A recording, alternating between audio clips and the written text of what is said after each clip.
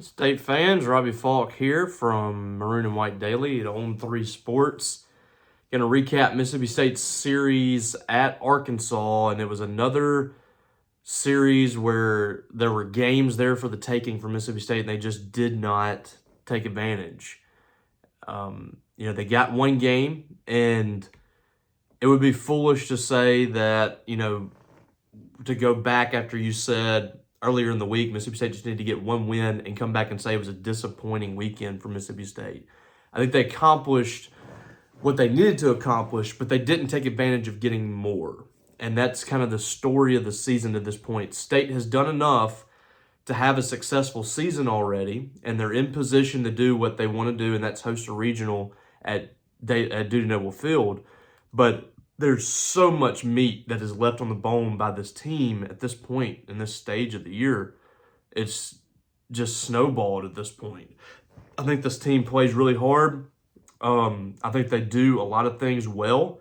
They have a different mentality than what they've had in years past. And I didn't think that the mental side of the thing, of the games this weekend was, a huge part of it. I thought mentally, for the most part, they were locked in. They just had a few slip-ups here and there, that they were competing hard. They played hard in the series, but two games, the Friday and Sunday game, were there for the taking, and they made some mistakes here and there that were just killer for this team. Luckily, you were able to get that Saturday game against Arkansas with an 8-5 win, but you had an 8-0 lead early in that game.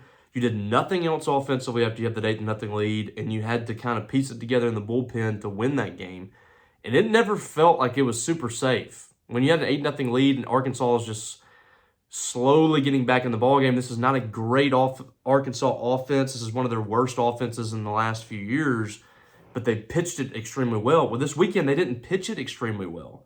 State scored 5 or more runs in every single game. This is a pitching staff that's top of the league, one of the best pitching staffs in the country. State was constantly on the bases. I can probably count in my hand the amount of times that Arkansas had a 3-up, 3-down inning. Mississippi State lived on the bases, and they just could not get a ton of big hits. They got a few on Saturday and Sunday, but it wasn't enough on Sunday. They got out to a 6-0 lead Sunday after 3 innings. I thought Pico Khan pitched extremely well, had one tough inning in the fourth, I think it was, yeah.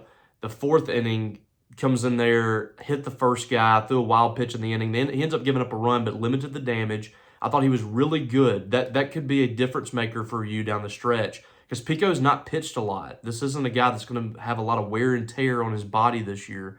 He hasn't thrown a lot of pitches. Today was the most pitches he's thrown all season, and quite possibly his entire career. He was getting up there to 70 pitches, but I thought for the most part was really good, competed, didn't walk anybody. The only way Arkansas was going to get back in this ball game on Sunday was Mississippi State giving them free bases, and that's exactly what they did when the bullpen got in there. Carson Ligon walked the first guy he faced, gave up a 2-run home run, and then he had a fly ball in center field that was dropped. Or actually, I don't know if Dakota Jordan even got a glove on it. He just missed it. And that allows a double, and then that guy comes around to score, I think, on a sacrifice fly, and that got the ball game closer. It got the ball game to 6-4 at that point, and suddenly they're right back in the ball game. It's just the 5th inning, and you got a team that's been lacking momentum on offense. They've been lacking the big hits on offense, and you gave them that momentum. Come back the next inning with Gavin Black. You're pitching him in the 6th inning. Your offense is completely stunted at that point. You're not doing anything on offense. The momentum has shifted. Leadoff walk, 2-run home run ties the game. 2-out walk, 2-run home run gives them the lead. And that's the ball game. I mean, Mississippi State continuously gave them those leadoff walks, or a 2-out walk here, a defensive miscue there, and they beat them every single time on Sunday when that happened. When you give teams like that the opportunity, they're going to take it.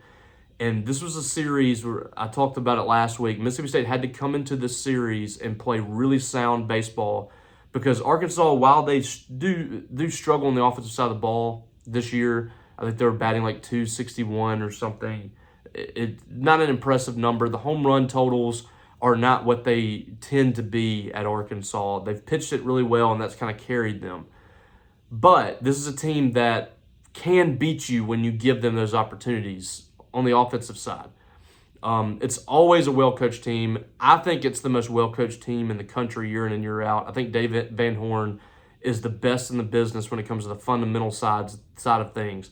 And that's pitching, throwing strikes. They don't walk a ton of guys, although they did this weekend. They had a lot of walks this weekend. And that was kind of uncharacteristic for them. And that was one of the reasons why State was kind of living on the bases. I thought it's kind of a weird thing to say that State had a good approach because they struck out so many times, and there were so many strikeouts looking on pitches that were borderline. I know a lot of people were upset with Scott Klein on Friday night, and Jeff Head had his moments on Saturday, but I thought he was okay. It's one of those deals where you cannot leave it in the umpire's hands.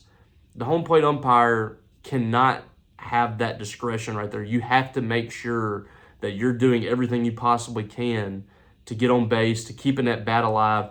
And the State just did not do that enough, especially in the two losses that they had on offense. But Arkansas is a team that does the fundamental things really well. Their defense is always really solid. They always pitch it well. They always execute at a high level on the offensive side of the ball when it comes to small ball or making teams pay when you give them a 2-out walk or a leadoff walk. They're just really good at it, and they showed that on the weekend. So we'll go back to Friday night. We'll start there. Arkansas, and we do have to add context. It's really tough to beat Arkansas. It's especially tough to beat them at their place. They came into the series something like 33-2. Two teams this entire year has beaten them at Arkansas, and no one has beaten them in a series. Nobody's beaten them on Friday night. Hagen Smith has been the pitcher of the year in the SEC. He's going to win it, I think, running away.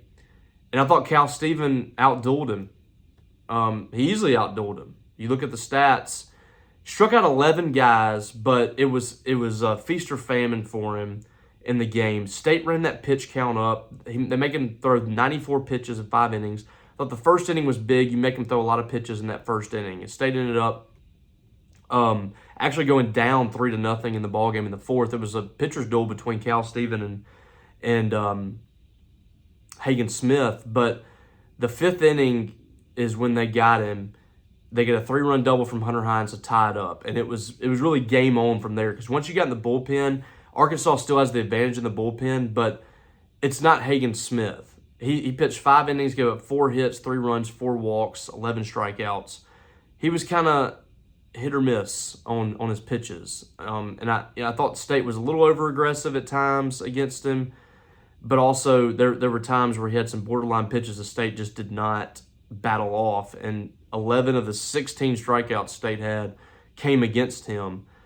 After that, State found itself with the lead. They scored 2 runs in the 8th inning to take the lead, 5-4 in the ball game. You had a bases loaded walk and a sac fly. That inning was big though for Mississippi State because they didn't blow it open. They really needed to blow it open right there. Arkansas got a solo home run in the 6th to take the lead, and that was it for Cal Steven. But I thought excellent ball game. 7 innings, 6 hits, 4 runs. They tagged him for a couple of home runs. He's going to give up home runs every now and then, but 6 strikeouts, no walks. He gave you another very competitive outing from a Friday night starter. In my opinion, the second best Friday night starter in the league behind Hagen Smith. I think he's just been fantastic this year. And he outdueled Hagen Smith because he lasted 2 more innings.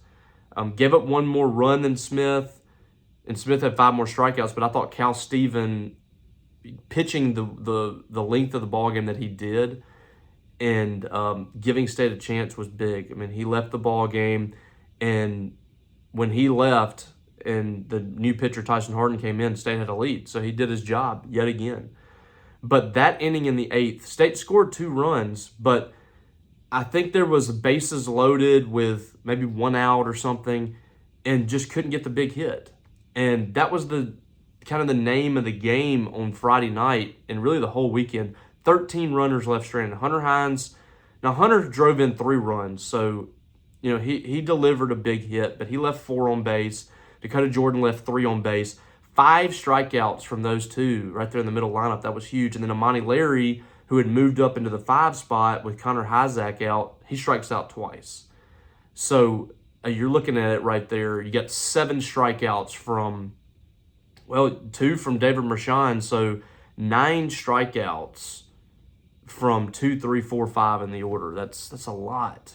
Just didn't get the big hits. And then Tyson Harden came in a 5-4 game and just didn't have it. He walked a guy, gave up 4 hits, 3 runs in the inning, and Arkansas was able to take the lead. But then you come into the 9th inning, State loads the bases with nobody out. You had the bases loaded, nobody out. You had the bottom of the order coming up with 6, 7, 8, 9, I think, and pop-up, strikeout, pop-up. State just did not have competitive bats with people on base.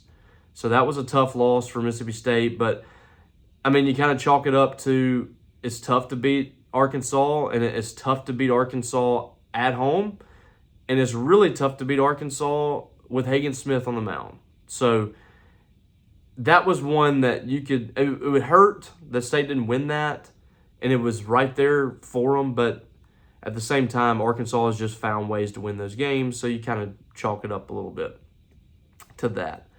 And then Saturday was the big one for State to be able to win that game. Again, another pitcher, it got better and better for Mississippi State starting off ball games. You got Hagen Smith out in the 5th. Brady Tiger didn't make it through the 2nd. State jumped out on him and scored 3 runs in the 1st inning and another run in the 2nd. They're up 4-0, and then they dropped 4 more runs in the 4th inning. It was 8-0 through 4 innings, and you're throwing Drangelo Sangea, who's been really good, but he didn't quite have it there later in the outing when he got into the 5th. He pitched 4 1/3, 4 hits, 4 runs, 2 earned run, 3 walks, 1 strikeout. I thought not being able to extend him into like the 6th or 7th hurt Mississippi State on Sunday because they weren't able to pitch a Brooks Auger on Sunday. You didn't get the Tyler Davis who had to pitch. It really, the length of the game really started to stretch out a little bit because your offense wasn't able to tag on to that.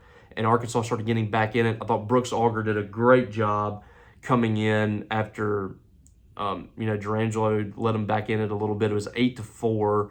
Brooks Auger gave up a run in 3 innings, 3 hits, 1 walk, 4 strikeouts. You got exactly what you needed. And then Tyler Davis, a good 9th inning to get his 3rd save. But again, we saw in this game the depth of the bullpen for Arkansas because they brought in Parker Coyle, who had the worst ERA on the team. He was last on the team in the ERA with like 9. But he comes in basically to just try to eat up some innings and get them to Sunday with a pretty fresh bullpen. He gave them 3 1/3 and was shoving it against State. 3 hits, struck out 3 batters, didn't give up a single run.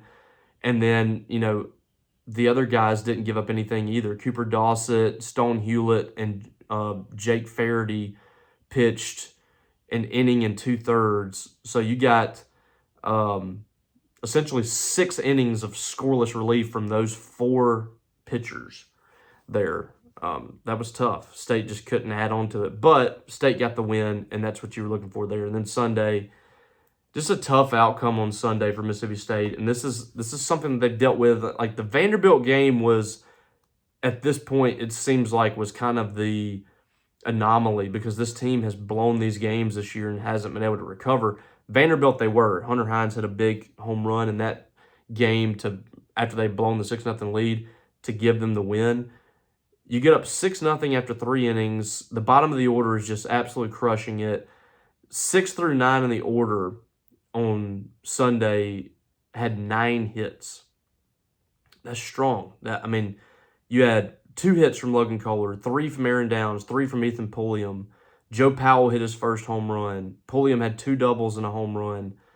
That crew really did a great job. Aaron Downs was really good and actually pulled up. It looked like maybe with a hamstring injury late in the game. That's not a good development for a team that had its best SEC hitter and Connor Hyzak out this weekend with a back issue, and that was the replacement for Hyzak, and now we don't know, what to expect from Aaron Downs. So that's not a good development from Mississippi State. But you didn't get anything from much of the top of the order. No runs driven in for 1 through 5. David Rashawn had a couple of hits. Amani Larry scored a run, but you didn't get hardly any production. Dakota Jordan got a hit, struck out once, 0 for 4 for Hunter Hines with 2 strikeouts. It wasn't a good showing by the offense after the third inning. And the second game of the series where State has left double-digit guys on base, they left 37 players on base on the weekend. That is unbelievable. That is a large number, and you're talking about 2 or 3 hits here and there with bases loaded or guys in scoring position. Mississippi State wins the series, possibly sweeps it. I mean, that's the position that they were in. They just couldn't do it. And the second straight game where you knock a guy out before he can finish the second inning. Mason Molina, he lasted 1 inning, gave up 4 hits, 4 runs. And the bullpen for Arkansas just basically shut it down. Gage Wood gave up a couple of runs when he came in the ball game, but then he really settled in. He pitched 3 innings, 4 hits, 2 runs. He didn't really give anything up after that 4th inning, or 3rd, I guess. And then Christian Fouch, Will McIntyre, and Gabe Gackle, they give up a combined 5 hits, but no runs. State could not score on the rest of the bullpen for the second straight day. So it's just a disappointing outcome for Mississippi State. It was very good for them to get a game in this series that continues them on the path. But it's just like all these other games. And, you might say, well, nobody expected them to be here. Nobody expected them to be in this position. Nobody expected them to win 15 games in the conference play. I get it. Totally do. I didn't expect it either. I think at the end of the day, if State's able to host a regional and they're able to advance maybe to a super or whatever, I think it's going to be considered a successful season. But I think we're always going to look at this season and this regular season in particular, unless State goes on a major run against the College World Series or whatever, and say there's so much more that this team could have accomplished. And that story is yet to be written. Like I said, they still have the regionals and they still have whatever comes after that if State's able to advance. But you start looking at these games, and I mean, we're over double-digit games where Mississippi State, I'm not even going to say they should have won, because apparently that statement upset some people, because people like to just bear down on one thing that you say. So in the interest of that, not to upset some of these people, Mississippi State was in position to win double-digit games this year that they didn't win. Air Force, you got a lead in the 9th inning. You lose 3-2. Austin Peay, you have a lead late. You lose 3-2. Another Austin Peay game, you had a pretty nice lead late. You lost 13-10.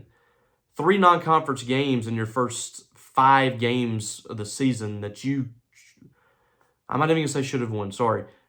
Were in position to win, you didn't win. So that's 3. What was the next one? Scrolling down through here. South Alabama, you had a 5-0 lead, I think, in that ball game. Blew that lead. They end up walking it off 6-5. That's 4 games. Did win the New Orleans game by a run. So that was a nice change of pace. State was down against LSU like 9-1 or whatever it was. Came back and cut that lead to 9-8.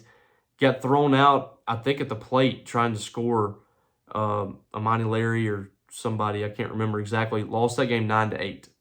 That's 5 games. Texas A&M, that Friday night game is a little iffy. They lost the game 6-3, but A&M hit a grand slam against Nolan Stevens, and that accounted for a lot of their runs there in a 6-3 game. So, you put some guys on base. I don't know if I'll count it or not. I'll say A&M won that series. We'll give them that. They actually took that series from Mississippi State. They made the plays. Florida, 2 games. That's 7. You lost 7-6 on Friday after building a lead in that game. Lost that game in the 8th and 9th innings. And then the Sunday game, you lost 4-3 on a 2-run home run in the 9th, where you had a chance to win it. Central Arkansas, bases loaded in the 9th inning, and your best 2 hitters coming up to the plate, and Hunter Hines and Dakota Jordan couldn't get it done. You lose 7-6. That's 8 games. Georgia, 3-2 on Saturday. You had the play at the plate where Johnny Long gets thrown out of the game with all the other players. State had all the momentum going into the 8th inning right there in the bottom of the 8th inning, I think it was, or 7th, 8th, I can't remember exactly. Maybe the 7th. Either way, State had all the momentum right there and didn't get it done. We'll add that to the total. That's 9. Ole Miss, you led by 4 or 5 runs in the 7th inning, blow that game against a team that was dead in the water, and you lose it 10-9. You actually came back and took the lead twice in that game, couldn't win it. That's 10. And who's to say they don't come back on Sunday and win that ball game after already winning the series? I think Ole Miss was about done at that point, but I won't add that one since they got run ruled. Vanderbilt, you lost 4-0 on Friday. You just didn't do anything on offense there, so I'm not gonna use that one, and I'm not gonna use the Alabama game either because you lost 10-5. But although State just didn't play well, so then you go to this series, you had 2 games that were right there for the taking, didn't win it. So we're looking at 12 games now for Mississippi State this season that they were in position to win, that they didn't win it, and that's a lot. For the people out there that say, well, there's these games that they should have lost and they didn't. Okay, well, let's just, for the interest of that, let's take half of the games that they were in position to win. Let's cut those out and make those wins. So that's 6. State is on the verge of winning 40 games. If they would have won 6 of those games, State is on the verge of winning 40 games this week. They played North Alabama. If they beat North Alabama on Tuesday, that would have been their 40th win. They'd be 40-12 at this point. And, 3 or 4 more conference wins at this point has you to 18. You're a lock for a host, and you're setting up this weekend for an opportunity to be a national seed. That's the difference between just being happy with competing for hosting or getting in the tournament this year and actually being a national seed and getting to host a regional and super regional. That is the difference between competing for being in the best position to compete for a national championship and compete for getting to Omaha and sweating it out, hoping that you host on Memorial Day or whenever that's coming out. So State falls to 33-18. They're, again, still in really good position to host if they can take care of business this weekend. I still think they're at 15 in the RPI right now. They're in solid shape. I still think that State will host if they get to 17. If they win the series against Missouri, I think they're hosting. It's just the metrics I think are going to be in line. I don't think that the teams on the verge of hosting, maybe like in the 13 through 16 range as host, are extremely strong. I don't think this is a very strong group. South Carolina was projected to host. I think they've probably fallen out of that this week. So State's in good shape, but they're going to have to still play good baseball. Missouri has nothing to lose this weekend. State has struggled against Missouri in the last few years. They actually, in 2021, before going on that run to the national championship, lost the series to Missouri. Very easily could have been swept. They had to come back late in the ball game to win that one. So this is not going to be a cakewalk for Mississippi State by any means. They're going to have to come out and take care of business, and it's a big weekend. So again, everything's still in front of Mississippi State as far as hosting is concerned. I think you can probably count them out in being a national seed unless they somehow make a huge run in Hoover or something. And win all 4 of their games this weekend and really start to push that RPI up, because there's a chance that RPI can continue to climb in the SEC tournament. They're going to be playing some teams with some good RPIs, so they're going to have to win some games in the tournament to get to that point. But the task at hand for Mississippi State this week is to make sure that they win the series, sweep the series, whatever, and lock up a hosting spot. And that would be a tremendous move in the right direction for this team to kind of get back to where they wanted to be. So, all right, I guess we'll cut it off there. Frustrating that State didn't do it, but we all said coming into the weekend, if State could get one, it would be a win for them. It's very difficult to swallow that they lost those 2 games the way that they did. And again, there's a lot of meat left on the bone, but State did get a win. That's what they needed. You're trying to host at this point, and they moved closer to doing that. So thank you guys for checking in. Subscribe to this YouTube channel once again if you haven't already, and come see us over at Maroon and White Daily too. We would love to have you over there, so come check us out. All right, guys, appreciate you. Hope you have a great week coming up this week. Happy Mother's Day to all the mothers out there. Really appreciate all of you and the sacrifices that you make for all of us, and for what you mean to us as well. So just wanted to give a shout out to the moms out there. Appreciate y'all. We'll talk to you later.